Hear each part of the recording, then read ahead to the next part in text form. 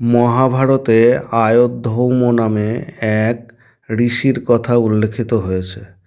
তাঁর আশ্রমে ভারতবর্ষের বিভিন্ন জনপদ থেকে শিষ্যমণ্ডলী এসে শিক্ষালাভ করতেন। তৎকালীন দিনের রীতি অনুযায়ী শিষ্যরা গুরুগৃহেই থাকতেন এবং গুরুর সাংসারিক বিভিন্ন কাজকর্মে সহায়তা করতেন। এই সমস্ত শিষ্যরা গুরুভক্তি ও গুরুর আদেশ পালনে সর্বদা তৎপর থাকতেন।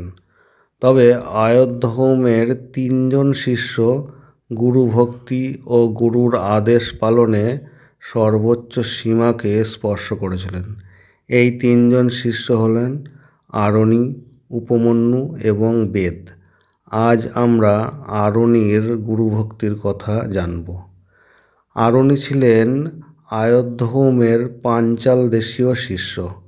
একবার গুরু তাকে আদেশ করেন মাঠে গিয়ে ক্ষেতের আল বেঁধে জল রক্ষা করতে।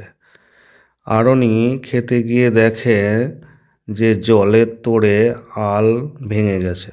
তখন সে নরম মাটি দিয়ে বারবার আল বাঁধার চেষ্টা করে, কিন্তু বারবার ব্যর্থ হয়। তখন বাধ্য হয়ে সে গুরুর আদেশ পালনের জন্য নিজেই আলের উপর শুয়ে পড়ে।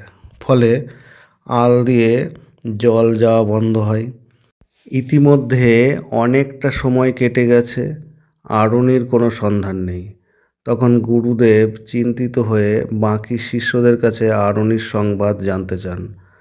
শিষ্যরা জানায় আরণি গুরুদেবের কথা মতো মাঠে আল বাঁধতে গিয়ে আর ফিরে আসেনি। তখন গুরুদেব চিন্তিত হয়ে শিষ্যদের নিয়ে সেই মাঠের দিকে রওনা দেন এবং ডাকাডাকি করতে থাকেন। ডাকাডাকি শুনে আরণি আল পথ ছেড়ে উঠে আসেন এবং গুরুদেবকে প্রণাম করে সমস্ত বৃত্তান্ত খুলে বলেন। শিষ্যের এই গুরুভক্তি দেখে গুরুদেব তাকে শ্রেয় লাভের আশীর্বাদ করেন এবং আলখণ্ড বিতরণ করে তিনি উঠে এসেছেন বলে তার নতুন নামকরণ করেন উদ্দালক এবং পরবর্তীকালে আরণি উদ্দালক নামেই পরিচিত হন এবং খ্যাতি লাভ করেন। ভিডিওটি ভালো লাগলে সাবস্ক্রাইব করবেন এবং লাইক ও শেয়ার করতে ভুলবেন না।